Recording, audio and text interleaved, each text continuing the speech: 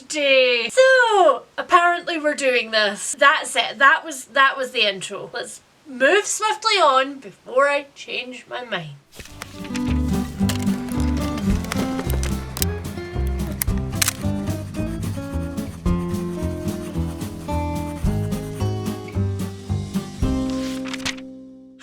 It's Leanne and welcome back to another video. Although this video is not just any other video. No. This video is in fact the first bookshelf tour that I have done in almost 6 years. I don't know why I'm doing this. Okay, I actually do know why I'm doing this, and it's for two reasons. First of all, I've always wanted to actually film a comprehensive, complete bookshelf tour, and second, you guys haven't stopped asking me for one, like ever. Anytime I do a book haul, anytime I public stream, even when I stream with my patrons, I always get one or two comments which is like, I love your library, I wish I could see it up close. So here we are, we're gonna see it up close.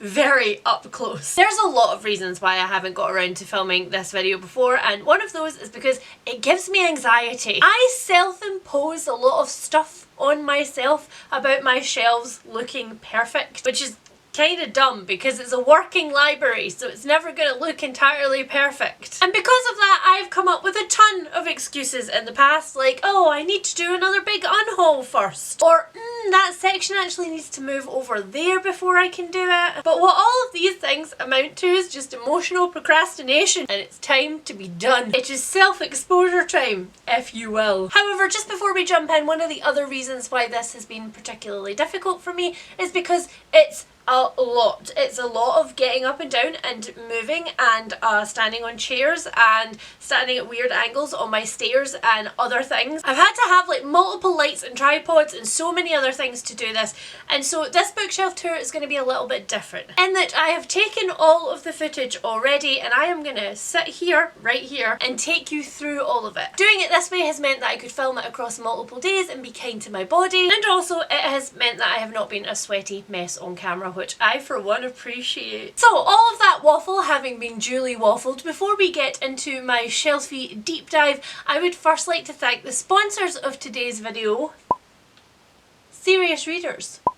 This is my high definition serious light from Serious Readers. We've been together now about a year and I would not be without her. In case you haven't heard of Serious Readers before, they are a small UK based company who build all of their serious lights in-house. That's just a detail that I absolutely love. It feels so good to be supporting a small business, especially when that small business takes such good care of their customers. The serious lights range from Serious Readers are the only range of lights on the market which use daylight wavelength technology to as closely replicate real daylight as possible. I have been a reader with my own space for a very long time, and as such I have bought a lot of supposed reading lamps over the years. And in my experience, most of them swing wildly from either reading like a Victorian by candlelight or being utterly blinded by a fluorescent glow. This high definition light from Serious Readers changed all of that for me. With literally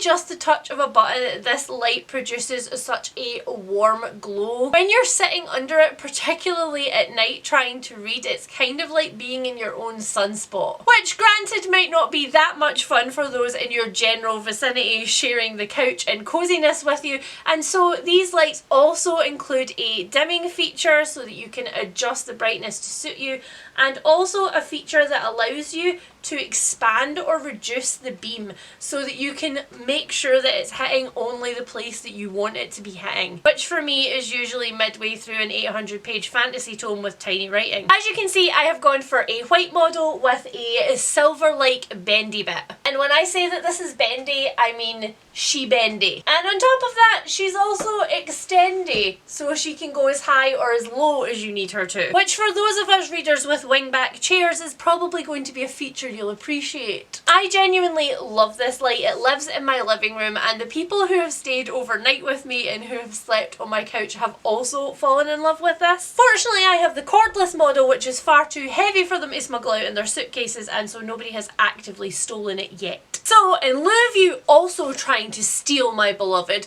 you can use offer code SR311 to save £100 on a high definition light, including, are you waiting for it, free international shipping, which I know will make a big difference for some of you. And if you noticed a significant change in lighting there till much later in the day because my camera ate the end of that clip, then no you didn't. Alrighty then, let's get into it. I'm going to start with an overview of how my collection is organised. First of all, I only keep books that I have absolutely loved, books that I have not yet read, and books that I'm keeping for nostalgic purposes, although most of those are at this point double stacked. Also, books that I have read and loved on Kindle or audiobook, I don't always have a physical copy of, just in case you see any glaring gaps in my favourites and you are alarmed. Don't think for a second that I have fallen out with those favourites, it's just that I physically do not have the space to have a physical copy of every book that I have also loved on another medium. Trust me, it depresses me as much as it depresses you. In total, I have 9 bookcases in my house, including 5 shelves which are either for currently reading or decorative purposes. In this room, which we alternatively call my library or my study, we have the bookcases which you are used to seeing in the backgrounds of all of my videos. These are from Argos, which is a UK furniture and electrical store. I really like them. They were fairly inexpensive, they've survived a lot of moving and shifting around, and I love the oak finish. I prefer a warmer, like cosy vibe in here, and the wood colours provide a lot of that. They are also extra deep, which means that, as discussed, most of my books are double stacked, even though it doesn't seem so from the front. It's all an illusion. In this room we have 3 full-size bookcases, 3 half-size bookcases, and 1 waist-high bookcase, which is the absolute bane of my existence. This is because, unlike all of the other ones, which are super sturdy and I have never had any problems with, no matter how many heavy books I put on them or where on the shelf, this one has always had problems with the shelves warping, and I just don't know why. I hate it and it drives me mad, but I haven't really found any other alternatives for this space, which is between a big bookcase and a radiator, so we move. I also have a full-size ladder bookcase in my hallway and a Billy bookcase with an extender in my living room, which you will see later on. Right, so now that we know how my collection is organised, let's get in a little closer and let you have a proper rummage around, shall we? Okay, so starting on top of the big bookcases in my library, this is where a lot of my smaller plants live. These are mostly plants that I have grown from tiny cuttings or little tiny babies, and I love them a whole lot. So starting on the top directly behind where I film, we have these absolutely stunning 20th anniversary editions of Robin Hobb's Assassin's Apprentice, which is the first trilogy in the realm of the Elderlings extended universe. They're these stunningly presented royal blue slipcase and cloth-bound editions with all of this lovely silver foiling on the front. I will probably never read from these editions because I don't trust myself enough not to dent them. Then in these woodland bookends, I have my original Lemony Snicket collection, complete with the companion books. There's still tinsel in this. I love these little hardbacks. There's just something about tiny hardbacks that makes my brain happy, scratches an itch somewhere. I am, however, forever salty that book 12 is in paperback format. I do not know what happened to my original hardback, and I am really annoyed that even secondhand I have never been able to find the original hardback copy of it. Next up, because doing a bookshelf tour also essentially means giving you a crystal tour, we have this massive chunk of pink tourmaline. On the other side I have more plants, specifically a spider plant which is a cutting from Jean's, which is in turn a cutting from Jen's, which makes me smile because that means it's a 3rd generation bookish plant. And then over here we have Mrs. Pepperpotts, which lives up here because she is also Esme's favourite snack. So coming down again, in front of this main bookcase is a shelving unit which I love a whole lot, but I can't move it to get you in any closer to the shelves because it is so freaking heavy. On it is this beautiful Pam which arrived to me really damaged, so I am slowly nursing her back to health. On here I also have a selenite plate, and then I have the first of my little soapstone animals, which I collect very sparingly because if I really lean into it, my entire house will be taken over by them. So on this shelving unit we first have a shelf which is just there for my notebooks and journals, and then we have 2 shelves for pretty books. The first of these houses some of my comic bind-up collections, which I am probably going to have to double stack one day because they're all awkward sizes. These collections are from some of my favourite artists currently creating comics on Instagram, and I love being able to support them in physical format. Moving down to the next shelf, we have some of my Chris Riddle books. Chris Riddle is one of my favourite illustrators, if not my absolute favourite illustrator of all time. On this shelf we have the 2 series which he wrote and illustrated himself. They are short middle grade series and they are beautifully produced. The first is the Goth Girl series, and then the second one is the Autoline series. And then moving over to the left, which is down by my side here when I film, we have my new little IKEA stool. As well as my crocheted Nessie, it now houses all of my children's picture books. I would have a much larger collection of these if I had anywhere else to store them, but once this is filled up I'm gonna have to cut myself off. And then next to this stand we have my magazine rack, which is now breathing a sigh of relief. It houses some hardback children's books and a lot of outsized art books.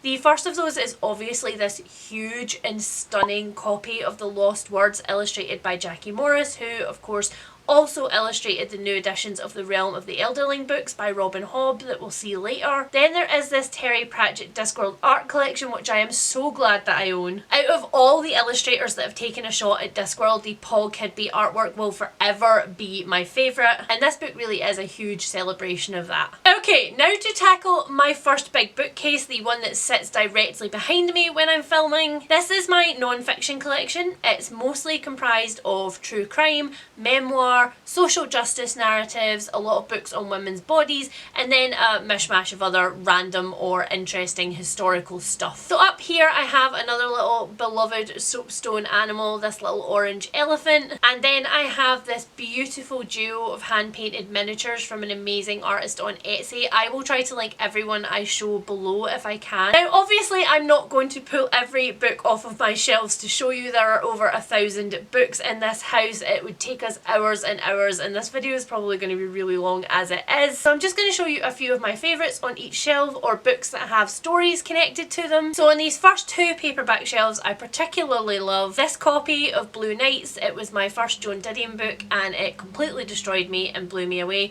It's an amazing portrait of grief and the idea of regrets and what they're for. I adore Love Sugar by Cheryl Strayed. It is a collection of her writing as an anonymous life advice columnist. Some of these essays have had literal, profound, life-changing effects on me, and I can still quote entire sections of this book from memory. And finally on this shelf, the 57 Bus by Dashka Slater was one of the most affecting true crime books that I have ever read. It's about a non-binary teenager on a bus who has their clothes set alight by boys from their school, and it's a true investigation of perception and radical empathy. Below this in the hardback section we have a lot of books that I wished more people knew about. Some that stand out to me right now are My Sister Millie, which is written by the sister of teenager Millie Dowler, who was kidnapped and murdered in 2002 in England. Her case is one that everybody in the UK knows by name, and this is one of the most stunningly written true crime memoirs that I have ever read. It will stay with me forever. Mother's Reckoning by Sue Klebold is a memoir from one of the mothers of the Columbine shooters. It is the most brutally honest piece of work, and it's also super pertinent to the discussion going on in America today with gun legislation, as unfortunately is Another Day in the Death of America, which looks at a single day in America and all of the people who were killed by gun violence on that day. It is harrowing, but unfortunately also deeply necessary. Now at the end of this hardback section I have some really cool books that I want to show you specifically. First up we have got the Hamiltome. This is a book entirely about Hamilton and its conception and its production and what its impact has meant around the world. There's a lot of chat in here about found family and race and breaking barriers. Next up are 2 murder map books, which are about crime scenes and crime scene technology from the 1800s through to the 1810s. They're pretty grisly and they include a lot of graphic photographs, which I'm not showing you here for obvious reasons. And then finally on this shelf is a book which I absolutely treasure. It is called Agatha Christie at Home by Hilary McCaskill. This is a book about both of the Devon homes that had a huge impact on Agatha Christie's life. homes that shaped her and her writing. It's very much about the idea of romanticising where you live and realising the beauty in the ordinary. Then under my non-fiction shelves we have my graphic novels, art books, graphic memoirs, comic collections. This section is a real hodgepodge. The system down here is put it where it will fit, because everything is a weird shape. As you can see, I have a ton of Discworld art books of various kinds, including maps. I collected these religiously for years, but I've had to draw the line at this new set of Discworld archive books because otherwise it will literally never end. These shelves also include some of my favourite comic illustrators, including Ali Brosh and Sarah Anderson. Then at the end we have an amazing book that I helped Kickstarter, which is A History of Women and the American Vote, which is another beautifully illustrated important book. In this corner there is also an art book from one of my favourite board games ever dealt, which is just deliciously cosy cottagecore vibes and a very gentle game. And then finally on this shelf is my huge cloth-bound Winnie the Pooh book, which I am very grateful to have. Harry got me this as a gift really early on in our relationship, and it's very special to me. It has all of the classic illustrations and all of the collected poetry. It just makes me smile every time I look at it. And then of course underneath is a huge collection of graphic novels and comics. These range from fantasy to sci-fi to horror to everything in between.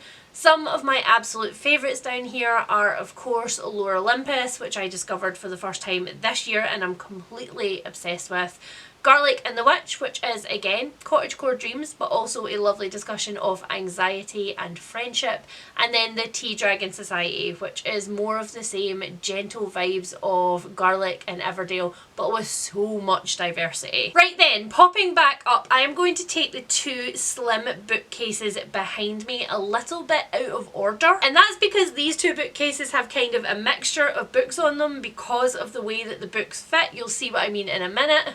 So firstly, I'm going to take you through my sci-fi collection. I don't own a lot of science fiction these days. I used to own a lot more, but as time has gone on, I've kind of refined the things that I like to read in the genre, and that means that my collection has sort of organically halved itself. So here in front of my science fiction books, we have one of my prized possessions. This is Madame Mim. She is one of a few Disney tradition ornaments that I have dotted around. I absolutely adore her. Fun fact, she does actually have a broken finger, which has been glued on a few times now. Her hands are really fragile and the original break was a kitten casualty. I love Madame Mim. She's kind of Granny Weatherwax with ADHD, so me. Behind her we have a real mixed bag in terms of my sci-fi books. I guess if I was going to show you some of my favourites, I would start with these Chris Riddle editions of the Hitchhiker's Guidebooks, which are slowly coming out, which is making me a very happy person. Obviously we are Becky Chambers stans in this house.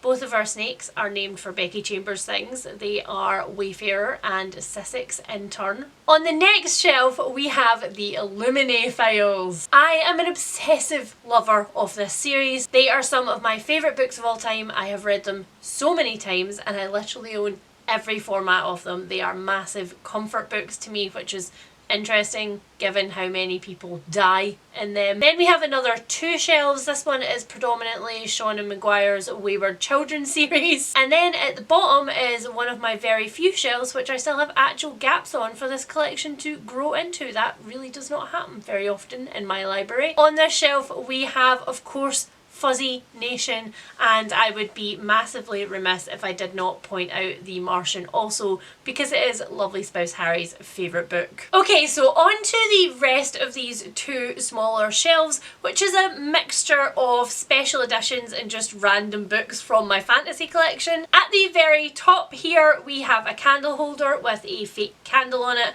I try not to light real candles on my bookshelves for obvious reasons. Then another of my most beloved ornaments, a ghost from the York Ghost Company, and a spine candle. Then behind these ornaments we have the Diviners series by Libba Bray. I love this series. It's a kind of horror, kind of urban fantasy, and these are the special edition Fairy Loot editions. Interestingly enough, before this set there was not a single set of UK, US or Australian editions which matched in either their cover or height throughout the whole series. You'll see another set of this series, my original paperbacks, later on my shelves, and you'll see what I mean. But it meant that when I heard these were coming out, I pre-ordered them immediately. So just on the edge of this one and below it, we come onto my Samantha Shannon collection. In front of it, we have this carnelian obelisk, which is really fragile but really special to me. I love faults and crystals. And next to it, we have an uncracked geode from a Scottish beach. So inside this, there will probably be something very shiny. So as you can see, I can just and no more fit all of my Samantha Shannon collection on these shelves. And when the Bone Season Anniversary Edition comes out in summer, I'm gonna probably have to find somewhere else to put these to because they won't fit anymore. The covers of the Bone Season series are ever changing, and eventually we might get our hands on a fully matching set, but for now we make do with this group, which are still very pretty altogether. Then of course we have my original hardback edition of Priory of the Orange Tree, and then the new A Day of Fallen Night, both of which, as I said, I recently got signed in Edinburgh. It was lovely listening to Samantha Shannon talk about her inspiration for the series, and we had an in-depth discussion about haggis flavoured things, which was amusing. So that's everything on that bookcase. So jumping over to the top shelf of the next one, I first have these beautiful moss agate mountain ranges, which just seemed super fantasy appropriate, so they live on these shelves. And then I have some very dark labradorite, which looks like the bottom of a pond most of the time, but which does have some very flashy bits if you catch her in the right light. That always kind of feels like a metaphor for my mental health. Behind these, I have my Juliet Marilli collection. As you can see, these are my original paperbacks of the Seven Motors books, and they are old and faded and trashed, and I also really hope that we get a matching set of these one day. Next to them, we have her Blackthorn and Grimm books. And then next to those we have some random YA fantasy, and finally on top we have The Flames of Albion, which is the lovely Jean's Thoughts independently published sapphic fantasy with dragons adventure. Now, underneath this shelf we do have a few more treasures of note. First of all, we have some pretty pink amethyst enclosed in its original matrix. Next to this we have my boy Bracken. He is an ethically foraged and cleaned up and preserved fox skull. He's an absolute cutie, and he is very pertinent for this shelf because behind him is my Marie Brennan Lady Trent collection, which all are produced like these almost handwritten folio books of a scientist studying dragons. So there's sketches on the inside and these absolutely amazing covers. And again, just like my Lemony Snicket book, I am forever salty that the publishers decided to print this companion book just in paperback and not give it the same stunning treatment as the other ones. Next to the Lady Trent books, I have just a mishmash of special edition books. These either come from Illumicrate, Owlcrate or Fairyloot. The reason why there's such a small collection of these special edition books, despite the fact that I have either been a rep for a book box or I have subscribed myself with my own money for a long time, is because my special edition books are held to the same standard as every other book that enters my library. So if I start reading it and don't love it, it either gets given away to my patrons, it gets sold, or it goes to a charity shop for somebody else to find and love. Okay, on the next shelf down from this, I have this huge chunk of blue agate, but as you can see, once you turn him around, he's actually a little ghost face. So living behind him, as you can see, is this little book, which is the Wit and Wisdom of Tyrion Lannister, which is sort of like a collection of sayings from all the way through the books. And he sits on top of my 3 illustrated Game of Thrones edition. The publishers have only brought out the first 3 in these editions, and that was quite a while ago, so I don't know if they intend on carrying on in this series or not, but I absolutely love the first 2 books. However, the illustrations in the 3rd book are very much not my thing. I don't like them at all. And to be fair, if I hadn't intended to collect the series of these, I probably would not have picked this one up. Then next to these Game of Thrones books, I have the illustrated edition of Guards Guards. This is the first book in the Guards series in the Discworld extended universe. Again, it is absolutely packed full of Paul Kidd HB's art. And then finally on this shelf I have my illustrated editions of the Assassin's Apprentice trilogy by Robin Hobb, again the first trilogy in the Realm of the Elderlings extended series. The illustrations in these books are second to none. They perfectly capture every single character for me, and the illustrations of Fitz and the Fool as you go through are, they break my absolute heart. On the shelf underneath this I first have another candle holder, this time with a real candle but again still only for decorative purposes.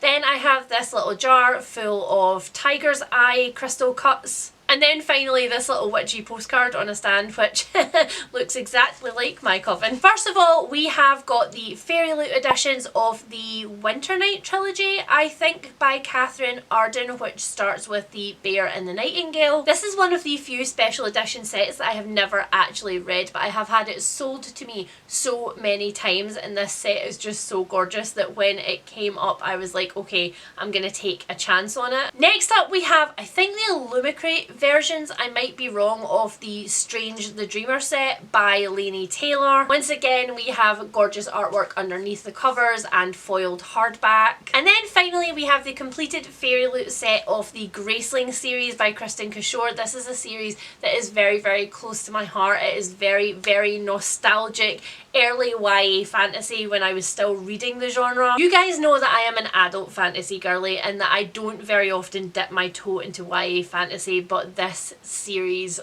it makes me feel things, and it made me very, very happy that Fairy Loot then followed up on the original quartet with the new book that was published. The commitment to have matching sets, thank you. The next two shelves on this bookcase are, in my opinion, much less interesting. Directly underneath this one we have my Iago plushie. I love a Disney villain. This shelf is just kind of a combination of really random fantasy books which don't fit anywhere else, with the exception of these two editions of Legends and Latte, the UK one, and then the Broken Binding special edition which has the stenciled edges and it came with like an art print and stuff, and I really, really love them, but they don't fit on any of my other special edition shelves, so they live here. The only other thing on this shelf of note is this beautiful Waterstones edition of Wolf Song by TJ Klune. Waterstones are bringing out the rest of the series with these matching covers and sprayed edges, and I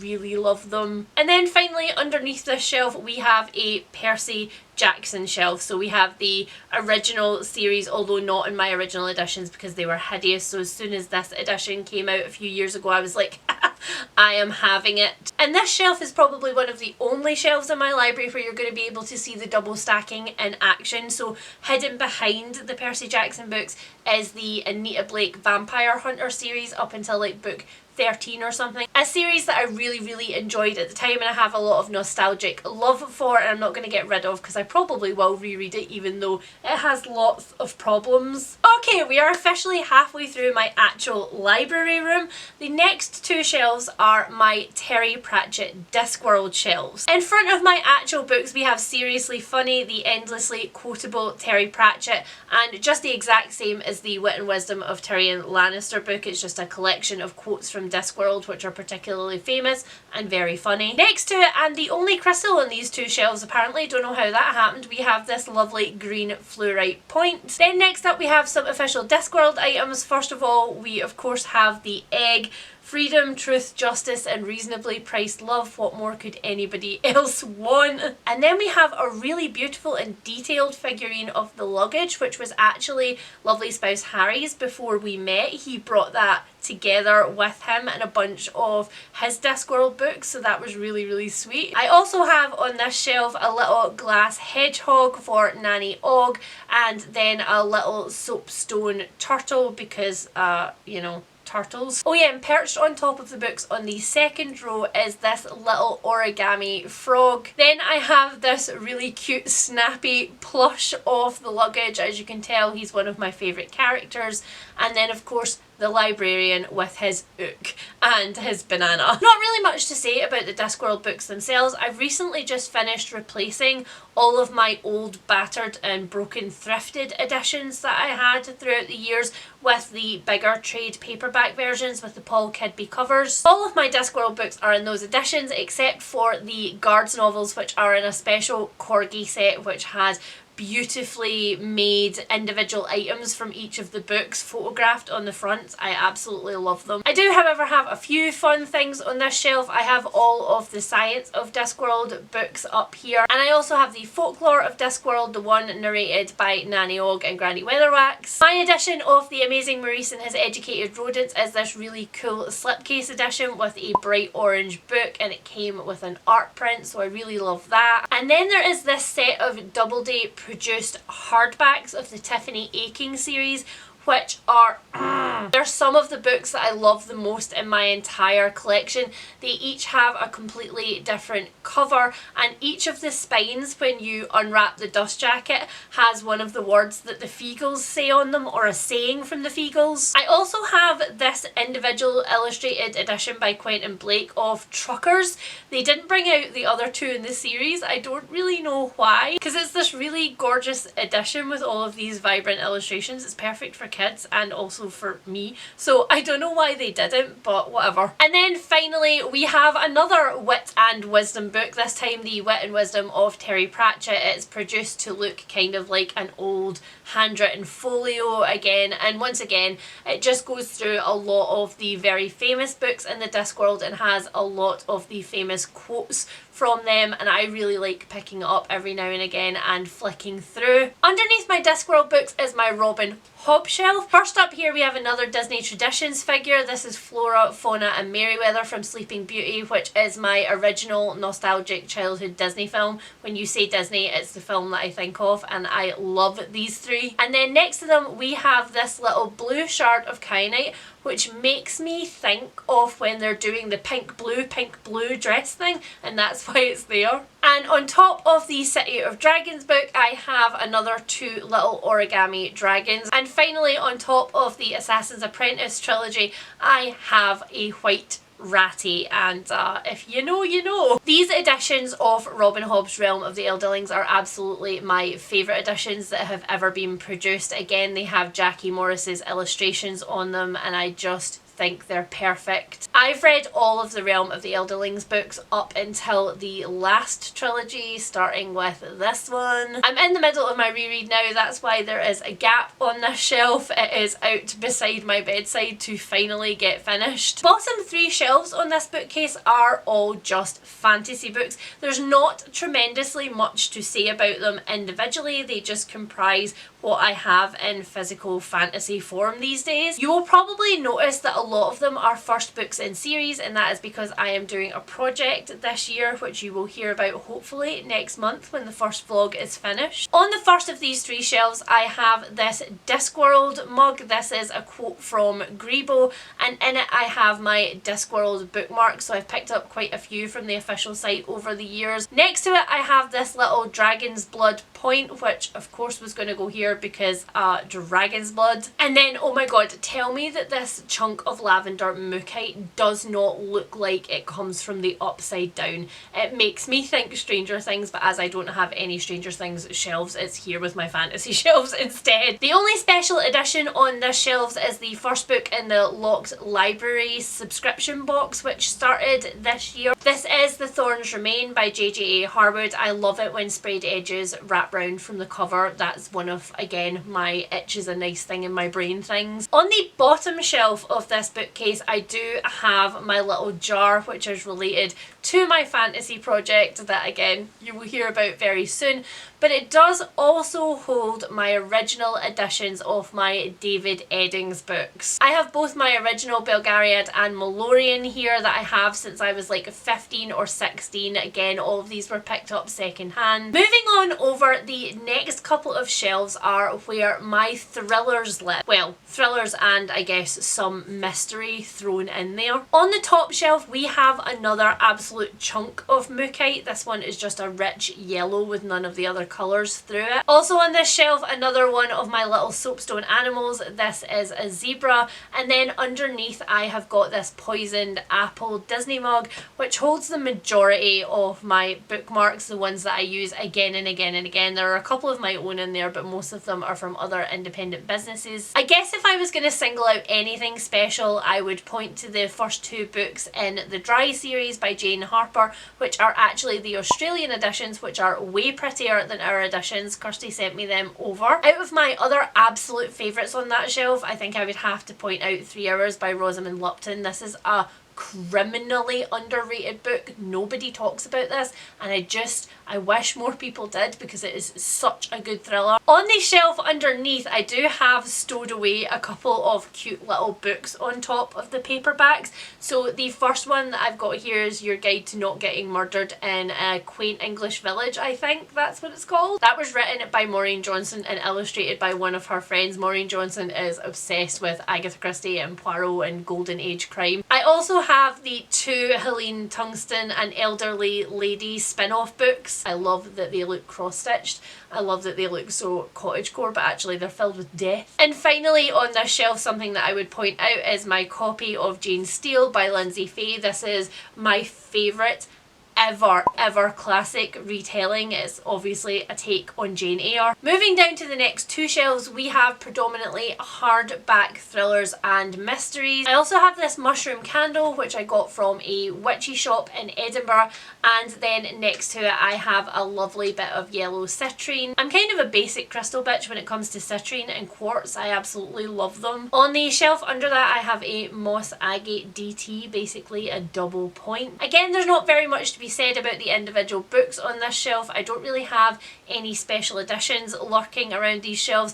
They are in fact the highest turnover shelves anywhere in my entire collection. I tend to read a thriller and absolutely love it, or don't care that it exists, and there's really nothing in between for me. So by default my thriller collection can either swing wildly from I've read 90% of these to I have read almost none of these because I bought a whole lot of new ones. Now instead of doing the last two shelves on this bookcase, we're actually going to jump to the top of the one next to it, because that actually has all of my Agatha Christie collection on it. You guys know that I am a massive Agatha Christie fan, predominantly Poirot and Marple, and this is all of the Poirot and the Miss Marple books. These are the almost mass market paperback sized signature editions, and I'm really glad that I bought all of them before they started making trade paperback versions of them, because I don't think they're as cute. And out of all of the Agatha Christie books on this shelf, there are only 7 of them that I have never read before. On this top shelf I have this little blown glass goldfish.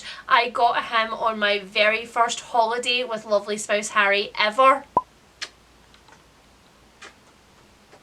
On this shelf I have a couple of cuttings from my string of heart plants because it was literally touching the floor. Then I have this ocean jasper palm stone. Don't know why, but it gives me 1920s vibes, so that's why it's on this shelf. Then I have got my Agatha Christie mug. This is a quote from A Murder Is Announced, and in it I have my very favourite bookmarks in my whole collection, including this cassowary bookmark that I got from the lovely Kirsty. And then finally I have this little snake agate tumble, which when you set it up actually looks like 2 little mushrooms in the undergrowth, so I love that there too. On the next shelf down, this is Patrick the mushroom. He is a jelly cat, which is a collection of toys here in the UK. I got this one from my lovely friend Jill for my birthday and I absolutely treasure him. And also on that shelf we have the first of my seashell collection, which as you will see is vast. Okay, so in the shelf directly underneath my Agatha Christie collection I have the shelf that houses my beloved Lockwood & Co. And as you can see from my copy of The Screaming Staircase and The Whispering Skull, these are 2 of the most read books in my collection. They are creased all to hell. I am typically not a spine breaker. The only time I will do it is when I have no choice on massive paperbacks of fantasy books. On this shelf I also have my paperbacks of the Daughter of Smoke and Bone series by Laini Taylor and and a few other things. I have this little moon-shaped dish. I think it was originally supposed to be a tea bag rest. It comes from Owlcrate and it has a quote on it from These Violent Delights. And on the other side I have a really dark moss agate moon. This is so dark that it almost looks blue rather than green. It's very cool. Underneath this shelf I have a few more middle grade and YA completed urban fantasy series. I also have this little Tsum Tsum TikTok, and I also have a little silver sheen obsidian sleeping black cat on this shelf. And then the shelf underneath this is really kind of the definition of it fits here and so it lives here. There's just a couple of really random YA fantasy and urban fantasies on this shelf, and then of course my Anne of Green Gables box set, which is beautiful and I love, but it really does need to find somewhere else in my house to live because it doesn't really go with the aesthetic of that corner very much, you know?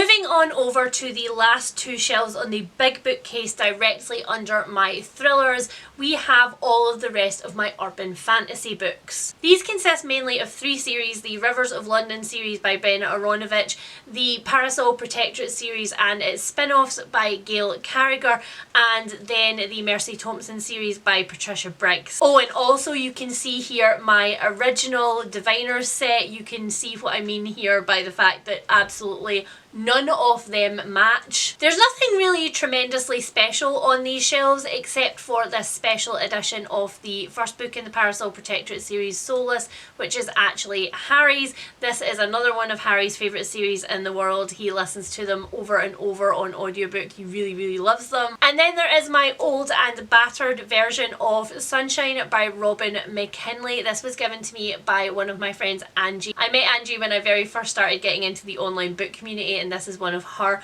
favourite urban fantasy romances. Almost nobody talks about it at all ever, but I absolutely love it and I've reread it a bunch since she gave it to me. The only trinkety things that really live on these shelves is this little elephant. He was one of the very first ornaments that I ever bought for myself when I was in my teens, so he doesn't exactly suit my aesthetic now. He is purple with tiny cupcakes on him, but I treasure him, so he lives on this bookcase. And just because it went with his colour scheme, I have this little bit of Kate Bush Stranger Things tribute artwork sitting behind. Then also there is this beautiful red hand painted plate which my mum brought me back from holiday. And then finally we have come to the last set of shelves in my library, and that is of course the little waist high bookcase that I told you about right at the start of this video. Now I decided to do a controversial thing to kind of blow apart my need for this video to provide you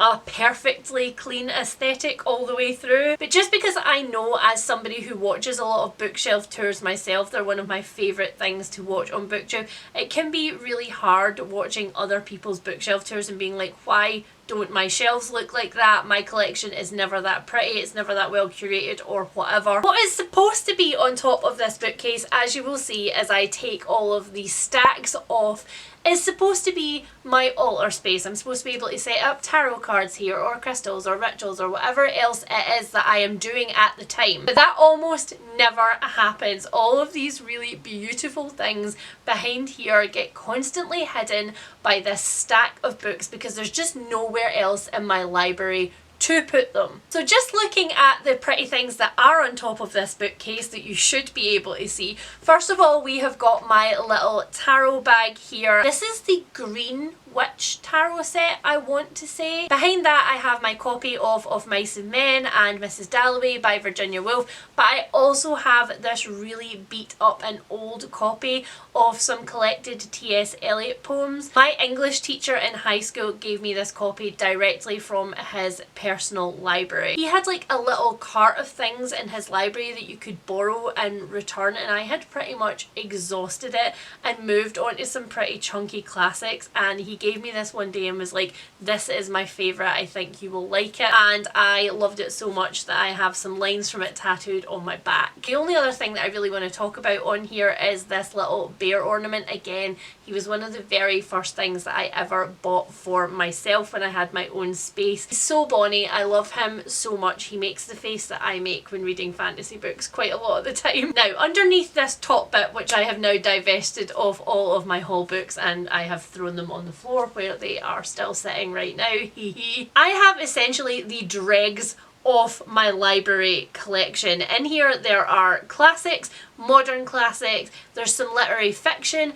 there's some romance, there are poetry, there are plays, and then there's some middle grade classics down the bottom. Basically just things that don't fit anywhere else in my collection get shoved on this bookcase. There are some special editions on there that I really love, but all in all, these different genres are not my favourite genres, and I very rarely reach for this bookcase. On the top shelf here, however, I have a mess of crystals that are kind of just here because I don't have any other dedicated place to display them, and they're kind of all of my ocean themed crystals. Only other things of any kind of emotional merit on this shelf, I guess, is this copy of Mervyn Mouse. This is a ladybird book. This particular one was one that my mum read over and over and over to me, and she can still recite the entire poem from scratch. And then under that there is my original copy of Charlotte's Web from school, and yeah, I love that book.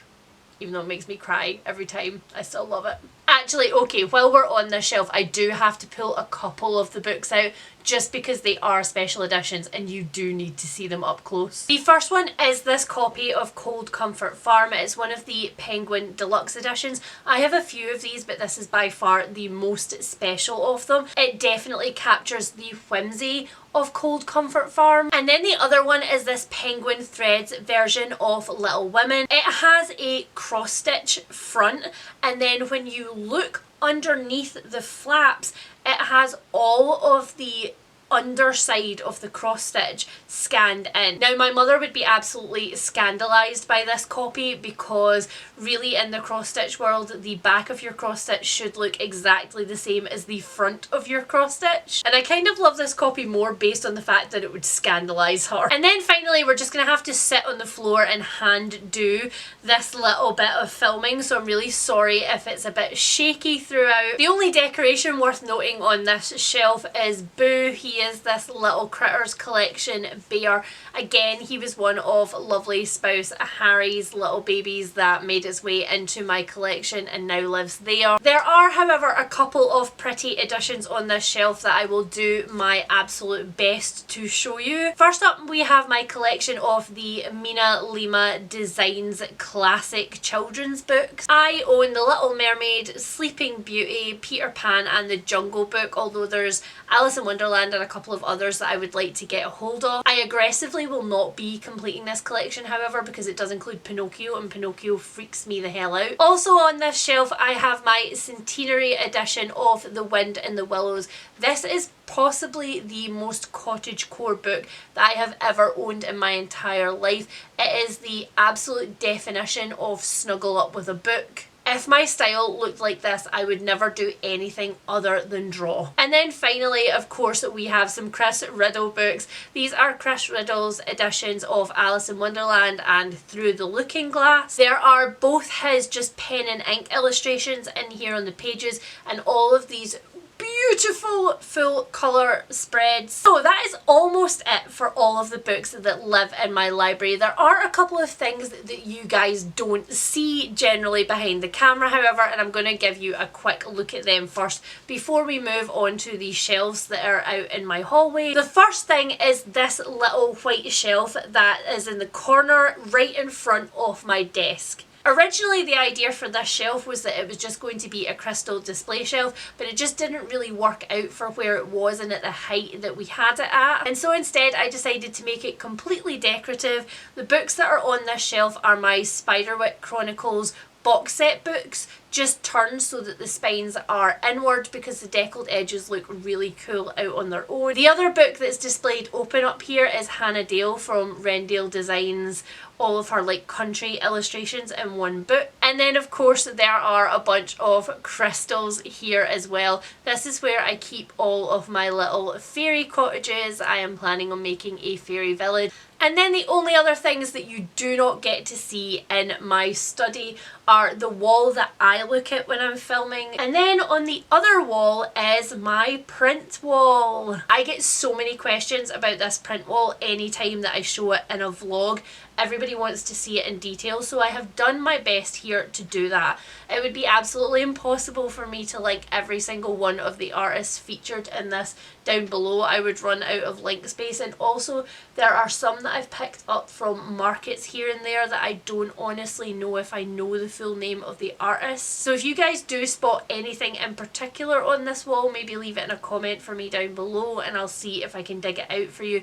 But otherwise, please just enjoy the beauty and majesty of my witchy wall. Okay, so we are finally released from my study and we have moved out to my hallway where my witchy ladder shelves live. Now I'm going to preface this part of the video by telling you that in order to get these shots, there was me, a tripod, a light box, the cable from the light box, and 2 cats. My ladder shelves are exactly at the top of my stairs. As you come up my stairs, they're the first thing that you see, and because of that, there is very little room to stand in front of them, so there's not a lot of space to actually manage to get a full overview of these shelves. So this shot here from the top to the bottom is the only full overview shot of these shelves that I have. So from here on in, we're just going to take the shelves kind of like 2 at a time in a stationary pose. So starting on these top 2 shelves, these are mostly witchy reference books. The first treasure up here is this bust. It is a moss agate bust. This is a very popular carving shape right now. You'll pretty much be able to get it anywhere that you look.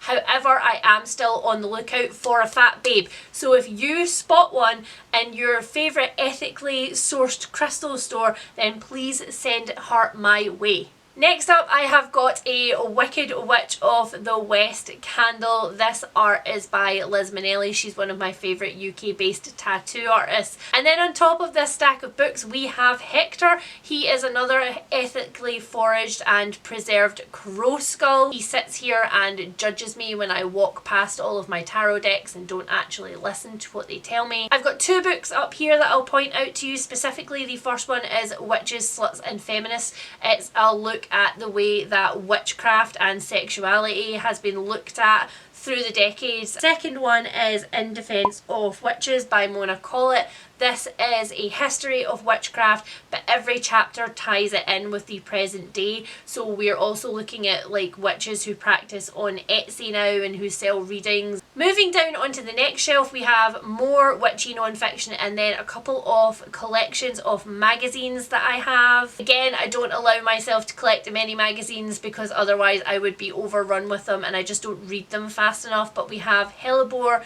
and Cunning Folk. Cunning Folk is mostly poetry and sort of esoteric short stories, whereas Hellebore is based more in the history of witchcraft, the history of occult places. On this shelf I have one of my favourite plants. This came from literally one leaf. It was one leaf when I got it. There's also one of my favourite points that I own in my entire collection here. This is a grape agate point and I love the fact that they have smoothed all of the sides except for this one. And tucked behind a lot of my magazines and stuff like this, I have a couple of pamphlets. This is one of my favourite ones. It's really retro, it's really cute. Next up we have my first really big shelf on this ladder bookcase. Of course they get bigger as they go down. This again has some witchy reference books on it, but it really is sliding more into the Greek myth non-fiction stuff. There are so many treasures on this shelf. I'm really sorry that I can't show you every single one of them because we would be here until Christmas time. However, one of my favourite tarot decks lives on this space. Next up we have this absolutely gorgeous orange calcite sphere. sphere. As soon as I saw it, I snapped it up immediately. Sometimes the crystal just calls to you, you know? I also have, as discussed before, some clear quartz on here because I am a basic bitch for some clear quartz. I also have this 3D printed bust. I got this from a seller on Etsy who unfortunately does not sell them anymore. This one was like an experiment that they did, and I again snapped it up immediately. I would absolutely kill for them to do more things like this. I think she's gorgeous. Some books that are particularly special to me on this shelf are, first up, this compendium of pictures by Natasha Illich. She is an illustrator that is based here in Scotland. This is her imagining of witches through the ages and through lots of different cultures based on myths that she has read. And then next to that we of course have this massive book. Everybody asks me about this when I do shots of these shelves on Instagram. This is the Library of Esoterica's History of Witchcraft book. The Library of Esoterica do quite a few. They also have one on tarot, and I can't remember the other ones. I will eventually collect all of them, but this is the one that was most important to me to own. Okay, so the second from last shelf has the most of my Greek and Roman non-fiction. There are a lot of books here about what life was like in Greece and Rome at the time. There's one in here specifically about murders in Rome and about how they were tried. As for the treasures on this shelf, we have the last piece of my fluorite obsession. So we have lavender and green fluorite in a sphere here, and again, you know I'm gonna say it, I love the faults in this. I love that it looks like it's been dropped from like a high height and it's fractured, but that's just how it came out of the earth. There's also this stunning piece of smoky quartz. I also have this lovely hand-thrown bowl here, which I got from a little indie shop in Edinburgh that is kind of like an artist's collective.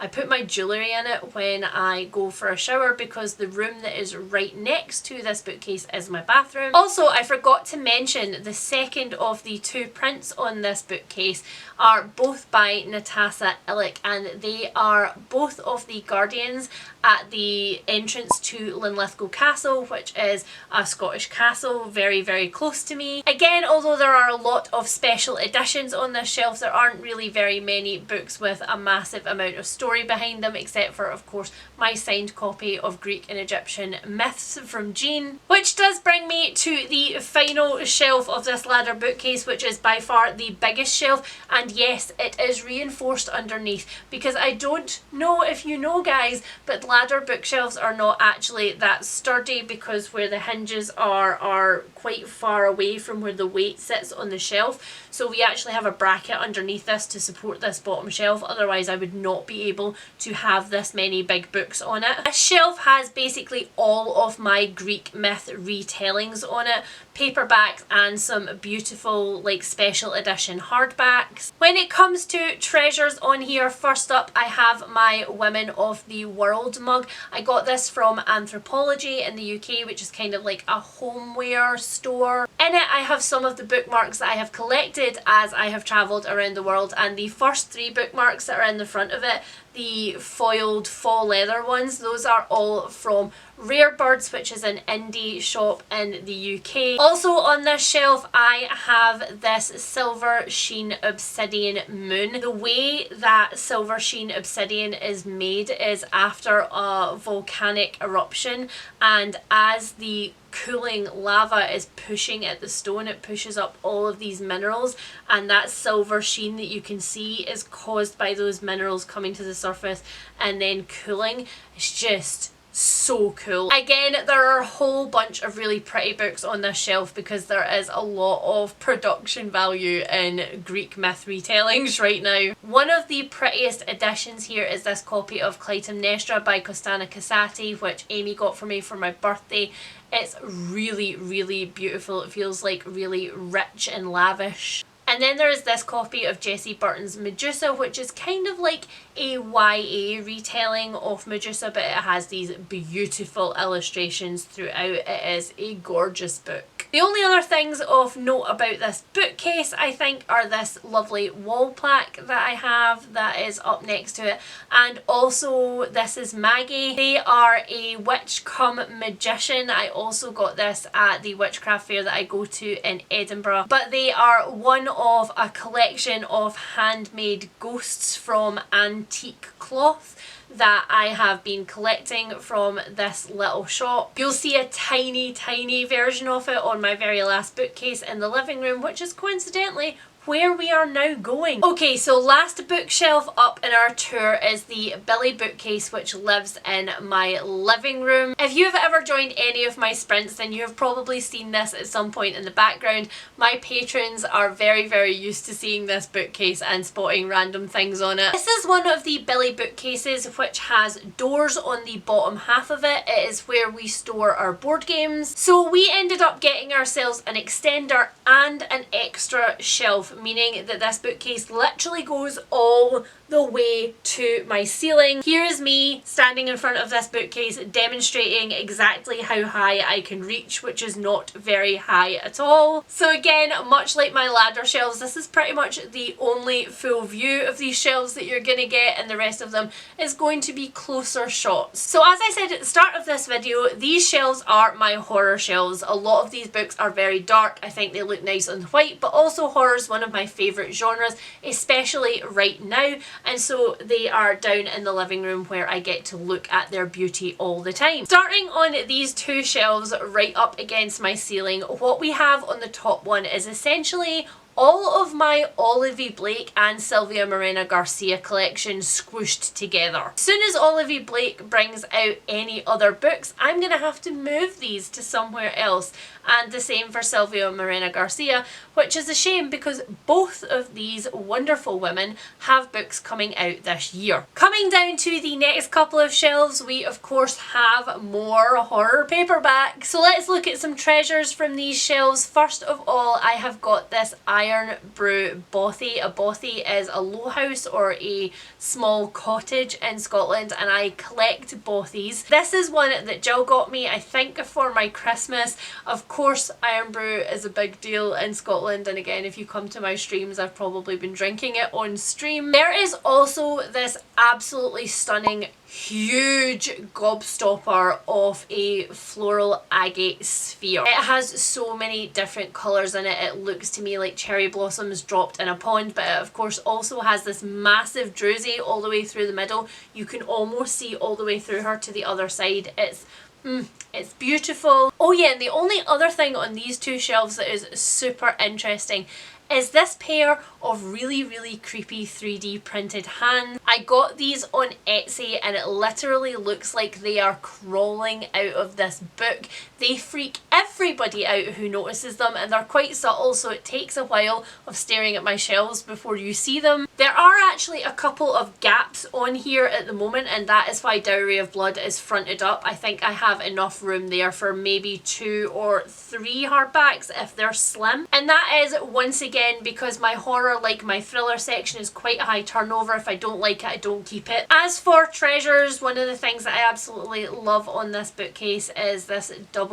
set of pictures of Harry and I. These were taken on a set of very happy days in South Queensferry with a view of the rail bridges behind us. In front of them there is also this little mushroom statue which we got when we went to our favourite cabin in the woods and went foraging in some gift shops instead of outside. And then there is Harry's little hedgehog Jackson, which was a gift from Jean. Also on this shelf I have this thrifted little candle holder. I have candle holders all over my house, and as you can see from this candle, I do actually burn candles. They're not just for decoration purposes on my shelf, but this particular candle holder is vintage and I love him. As for crystals, there are also quite a few on these shelves. As you can see, one of my favourites is this massive chunk of apophyllite, once again still in its matrix. Again, I want it to look like I have just picked it up and spirited it away from a fairy glen. And then another unusual rough cut one that I have is this mica in selenite. It's actually pretty stabby, believe it or not, so I don't actually use it very much in practice, but it's nice to look at. And then finally, the last sort of trinkety thing on these bookcases that really makes me smile, like makes me smile so much every time I walk past it,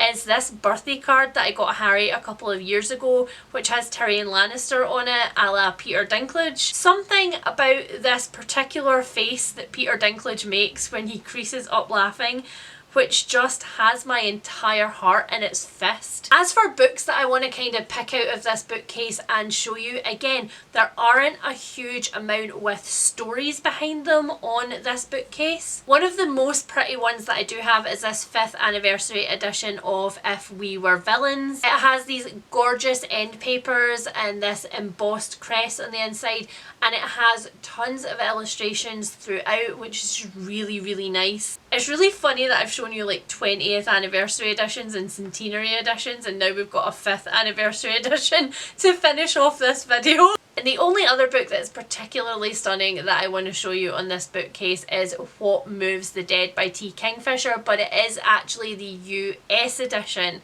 I picked this up because the UK edition, albeit it is a beautiful book, is just not a patch on this one. It has these end papers which are absolutely hypnotic, and the fact that there is this like embossed red house like looking at you underneath the dust jacket, just, it's perfect. So that's it for the Big Billy bookcase in my living room, and there are only 2 other places that I have books in my entire house that isn't just the pile next to my bed, because I guess that's kind of a place that I have books, but you know, it's not a special place. This little bookcase, I guess it's a tree bookcase or like a Y-stand bookcase, I don't know what they're called, but this little shape of bookcase has become quite popular in the last year or so, and when I spotted them I was like, oh my god, that would be perfect. And so instead of all of my currently reading books just being littered all across the house and doing Harry's head in, I keep them all on this tree. Also on this bookcase is like my iPad and also my reading journal. For those of you who don't know, I started a reading journal for myself in 2023. It's something that has brought me a lot of joy. It's just so much pleasure.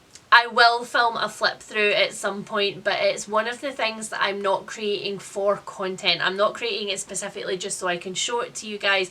This isn't going to become a bullet journaling channel.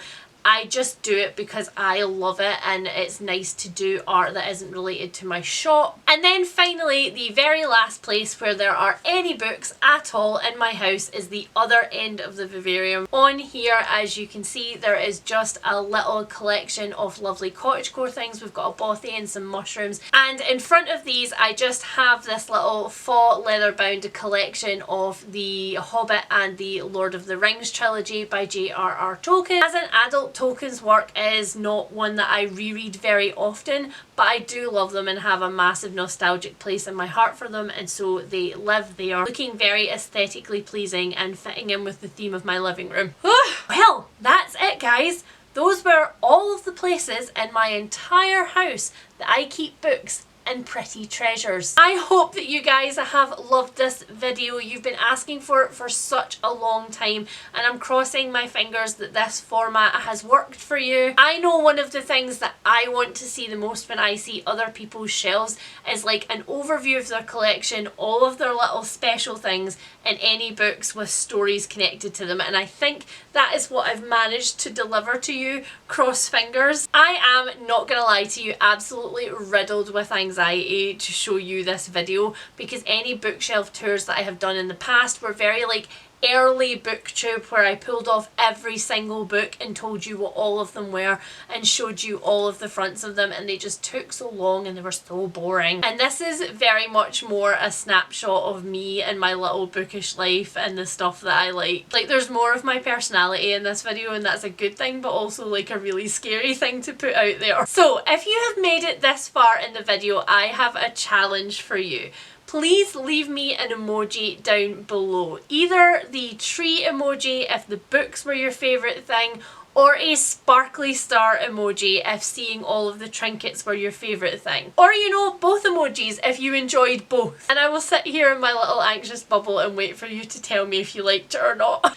Wow, a Pisces who needs approval, so revolutionary. Before I go, please do not forget to check out Serious Readers. Their Serious lamp has very much come in useful as I've lost the light talking for so long in this video. If you would like to get your hands on one of their Serious lights, then you can can use the code to save £100 on one of their amazing high definition lamps, and that also includes free international shipping. If you are new here and you have spotted any books on these shelves that you also like, then please hit that subscribe button, because I think we've got some things in common. And if you are one of my returning darlings, then thank you so much for always remembering to hit that thumbs up button, because it really does help my channel. All of your support is just... I don't know where I would be without you. Thanks so much for spending all of this time with me in my little corner of the internet. I will speak to you soon, guys. Bye! I think I need some cough drops. I don't think I've ever spoken for that long in one go before. Who are we kidding? Of course I've spoken for that long in one go before.